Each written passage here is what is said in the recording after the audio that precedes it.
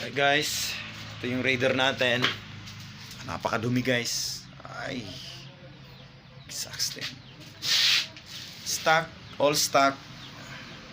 Engines all stock. Mags, tires. So ayun guys, yung gagawin ko guys is lalagay tayo ng bagong carburetors 28mm. Ito yung guys. So papalitan natin siya ng jet. Actually naka-install na siya, pero papalitan natin siya ng jet na medyo mas malaki kasi alam niyo na, kulang sa arangkada yun eh.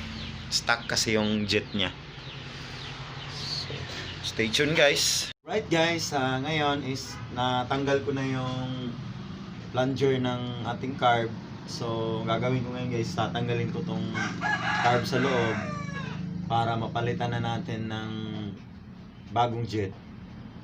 Saka mamaya guys, kung tatapos na, susubukan natin kung ano yung lakas ng mas malaking jet sa ating stock na Raider. So gawin na natin.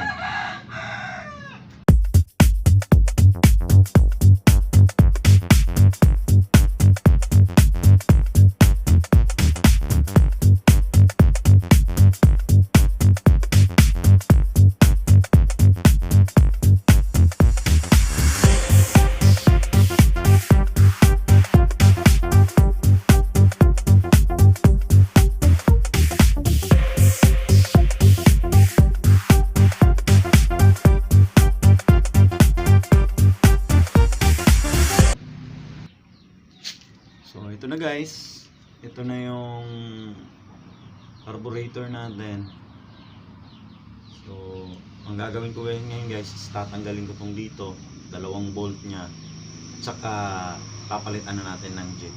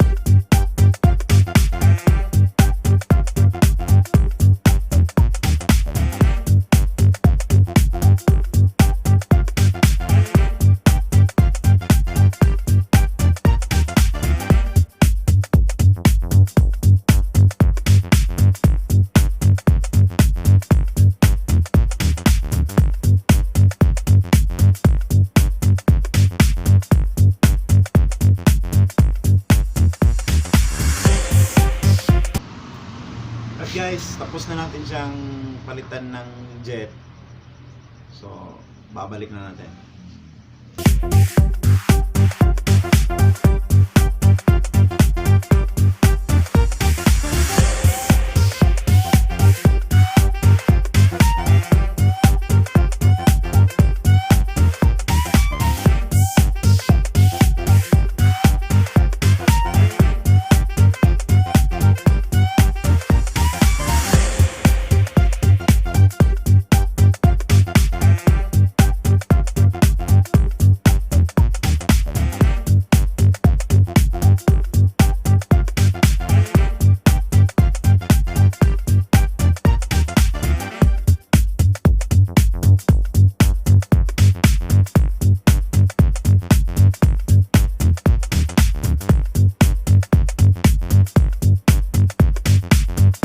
Alright guys, ito tapos na nating ilagay yung ating 28mm na round ng carburetor dito sa loob.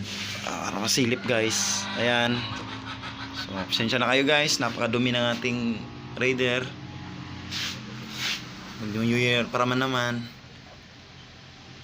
So, ang gagawin natin ngayon is start natin siya. Kasi nagpalaki tayo ng jet eh. So, talagang hopefully na maging okay. Tsaka mahinang kumain ng gas.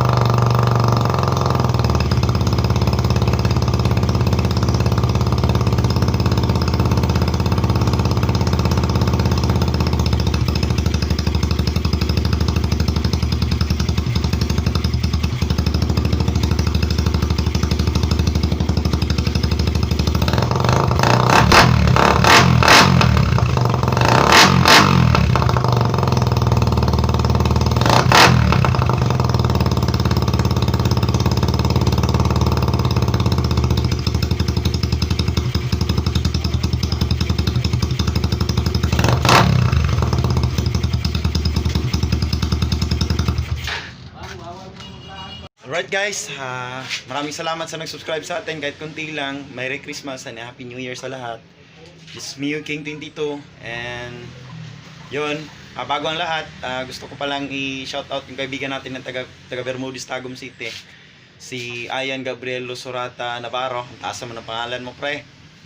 So sana kita tayo ulit and ride safe. See you in the road.